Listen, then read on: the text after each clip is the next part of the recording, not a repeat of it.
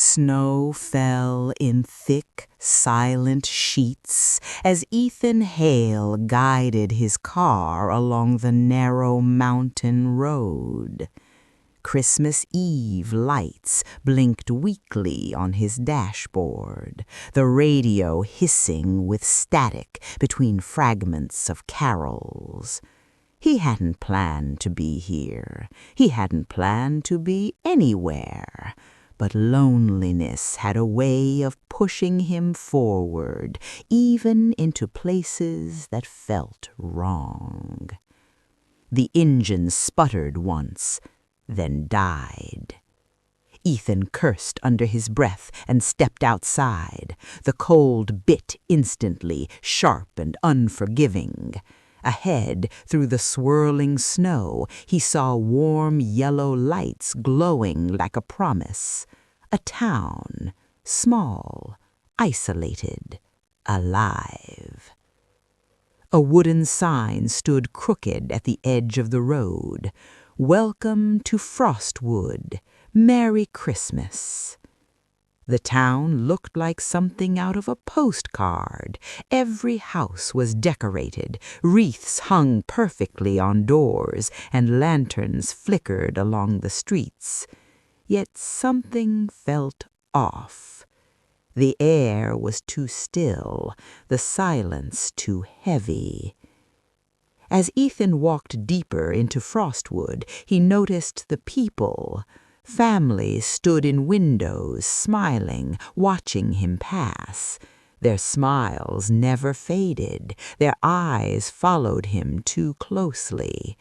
Somewhere nearby, a bell rang, slow and hollow. The smiles vanished instantly. Ethan shivered. At the center of town stood an old inn, taller than the surrounding buildings. Its wooden frame was dark with age, Christmas garlands hanging like decaying vines. Above the door, a single iron bell swayed gently, though there was no wind. St. Nicholas Inn. The bell rang as Ethan stepped inside. Warmth wrapped around him, but it brought no comfort. The lobby smelled faintly of pine and something old beneath it. The fire in the hearth crackled loudly, casting shadows that stretched unnaturally across the walls. Behind the counter stood the innkeeper, a thin woman with silver hair and pale, glassy eyes. "You're late," she said softly. My car broke down. Is there a room?" Her lips curved into a small smile. "There is always room on Christmas." She handed him a heavy brass key. Room 12. Her fingers were ice cold when they brushed his skin. "One rule," she added, "when the bells ring at midnight, do not open your door, no matter who calls." Ethan frowned. "What bells?" The innkeeper only smiled wider. Upstairs, the hallway was lined with doors, each decorated with identical wreaths. Bells hung from the ceiling at regular intervals, dozens of them. None were tied to ropes, none moved. Room 12 felt wrong the moment Ethan stepped inside. The air was thick, heavy. The mirror on the wall was covered with a white cloth. The window looked out over the town, where lights flickered like dying stars. At 11:59 p.m., the bells rang. Not joyful, not festive, slow, deliberate. They echoed through the inn like a heartbeat. Then, from the other side of Ethan's door, a voice whispered, "Ethan, you made it home." His blood ran cold. No one knew his name, and the knocking began. Ethan did not sleep. He sat on the edge of the bed, staring at the door long after the knocking stopped, his heart hammering against his ribs. When silence finally returned, it felt heavier than the sound had been. The bells did not ring again, but Ethan swore he could still hear them echoing faintly inside his skull. Morning came without sunlight. Gray light seeped through the curtains as if the sun itself was afraid to rise over frostwood. Ethan checked his phone. No signal, no notifications, and the time flickered strangely before freezing at 12 a.m. He stepped into the hallway. The bells hung motionless, yet the air vibrated with a low hum. Doors stood open now, revealing rooms identical to his own, beds untouched, mirrors covered, luggage neatly placed as if waiting for owners who had simply stepped away. Footsteps echoed behind him. A man stood at the end of the hall, dressed in a thick winter coat dusted with snow. His face looked pale, almost waxy. "Good morning," the man said. "Did you hear the bells last night?" Ethan asked. The man tilted his head. "The bells ring every night." Something about the way he said it felt rehearsed. As they walked downstairs together, Ethan noticed something unsettling. No breath fogged from the man's mouth, not once. The inn was cold, yet the man didn't shiver. In the dining room, several guests sat silently at tables set for Christmas breakfast. Plates of food lay untouched. No one ate. No one spoke. All of them stared forward, eyes dull, unmoving. The innkeeper stood near the fireplace. "Enjoy your stay," she said. Ethan leaned toward one of the guests, a young woman with hollow eyes. "How long have you been here?" She opened her mouth, paused, then whispered, "I don't remember." Ethan's stomach twisted. He wandered toward the front desk where an old leather-bound book lay open, the guest register. Names filled the pages in neat handwriting, dates stretched back decades, every single check-in dated December 24th. There were no check-out dates. Ethan flipped the page and froze. The handwriting changed near the bottom, ink still wet. Ethan Hale, room 12. His breath caught in his throat. "That's impossible," he whispered. A soft ringing filled the room. The bells. They rang gently at first, then louder, vibrating the walls. The guests slowly stood in unison, their movements stiff, unnatural. Their heads turned toward Ethan. "Why are they looking at me?" he shouted. "They're listening," the innkeeper replied calmly. "The bells are deciding." Panic surged through Ethan as he ran for the door and yanked it open. Outside, snow covered the ground, but something was wrong. Footprints led away from the inn. None of them were his own. They formed a perfect circle around the building, ending exactly where they began. The bells rang again, closer now. Ethan stumbled backward into the lobby, gasping. His reflection caught his eye in the window's glass, or rather, the lack of it. Where his face should have been, there was only empty space. The innkeeper's voice echoed behind him.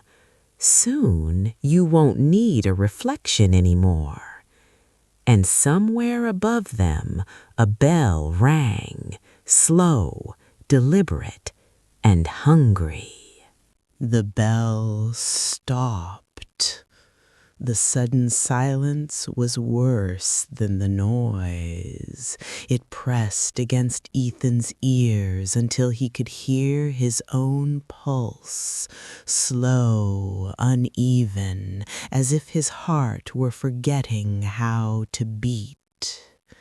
The guests remained standing, frozen in place. Their empty eyes no longer watched him. Instead, they stared upward toward the ceiling as if awaiting permission to move. "What are you?" Ethan whispered to the innkeeper. She turned toward him slowly, her pale eyes reflecting the firelight. "Caretaker, listener, I make sure the bells are obeyed." Ethan backed away. "This place isn't real." "Oh, it's very real," she said. "That's the curse. Frostwood exists only because the bells allow it to." She gestured toward the windows. Ethan followed her gaze and felt his stomach drop. Outside, the town was changing. Christmas lights flickered violently, then went dark. Decorations sagged and rotted as if decades passed in seconds. Snow turned gray and slushy, stained with something darker beneath. Buildings warped, paint peeling, windows cracking. Frostwood was decaying. "The bells need a soul every Christmas," the innkeeper continued calmly. "Without one, everything collapses. Time resumes. The town dies." Ethan shook his head. "Why me?" "They choose the lonely," she said, "those who arrive with nothing tying them back." The guests began to move again, slowly, stiffly, forming a circle around Ethan. As they stepped closer, he noticed details he had missed before: frost-bitten skin, cracked lips, eyes clouded like frozen lakes. "You can't trap people like this. This isn't right," Ethan shouted. A man stepped forward, the same man Ethan had spoken to earlier in the hallway. His voice trembled. "We tried to leave. Every road led back here." Another guest whispered, "The bells take your memories first, then your reflection, then your time." The bells began ringing again, faster now, louder, frantic. The walls shuddered, dust fell from the ceiling. The iron bells in the hall swung wildly, though no wind blew. Ethan ran.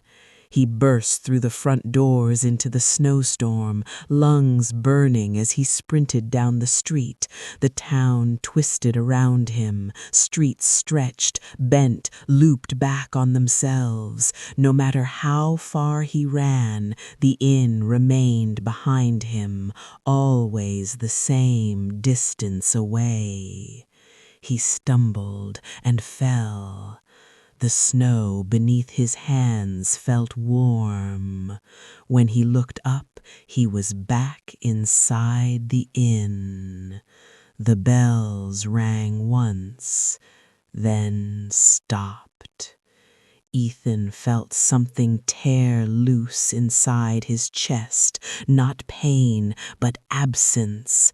Memories slipped away like melting ice. His parents' faces blurred. His childhood home vanished. Even the reason he had been traveling began to fade. The innkeeper stood before him, holding a small iron bell. "You've chosen," she said. Ethan dropped to his knees. "Please, I don't want to disappear." She knelt beside him. For a moment, her expression softened. "You won't disappear. You'll remain." The guests slowly backed away, their eyes filled with something like pity. The bell rang, and Ethan felt the last piece of himself lock into place forever. Christmas morning arrived without joy. Ethan woke standing upright in the hallway of St. Nicholas Inn, his back against the cold wooden wall. He did not remember falling asleep. In fact, he did not remember sleep at all. The bells above him were perfectly still, yet he knew, without understanding how, that they had rung moments ago. The cold no longer bothered him. He looked down at his hands. They were pale, veins faintly visible beneath the skin, fingers stiff as if carved from winter itself. When he pressed a hand to his chest, he felt no heartbeat, only a hollow calm. The inn was alive again. Sunlight filtered through the windows, warm and golden. The rot was gone. Decorations gleamed. Christmas music drifted softly through the halls. The guests moved about now, speaking in quiet voices, almost human. Almost. Ethan caught his reflection in the glass of a picture frame. It was there again, but wrong. His eyes looked empty, distant, like they were gazing through the world rather than at it. "You're awake," the innkeeper said. She stood beside him, holding the guest register. Ethan's name was written neatly on the page. The ink was dry now, permanent. "What happens to me?" Ethan asked. His voice sounded calm, too calm. "You stay. You help welcome the lost." A memory stirred, faint but sharp. The knocking, the bells, the fear. "I don't want to hurt anyone." "You won't," she said gently. "The bells do that. We simply listen." A bell rang once, soft and polite. The front door opened. A young woman stepped inside, snow clinging to her coat, eyes wide with relief. "Hello?" she called. "My car broke down. Is anyone here?" Ethan felt something twist inside him. A warning rose to his lips, but it stopped there, fading before it could become sound. The woman smiled at him. "Merry Christmas." Ethan returned the smile. "Welcome," he said. "You're safe here." The innkeeper watched from behind the counter, her expression unreadable. That night, the bells rang at midnight. Ethan stood outside room 12, listening as the woman whispered his name through the door, though she had never told him what it was. He raised his hand, paused, then knocked 3 times, slow, deliberate. Inside the room, the woman screamed. Outside, snow fell gently over Frostwood once more, covering the town in a flawless white blanket. The streets filled with light and laughter. From a distance, everything looked peaceful. Inside the inn, a new ornament appeared on the Christmas tree, a tiny glass figure of a man standing beneath ringing bells. Ethan passed by it without stopping. He no longer remembered why it felt important. Above him, the bells swayed softly, and Christmas continued.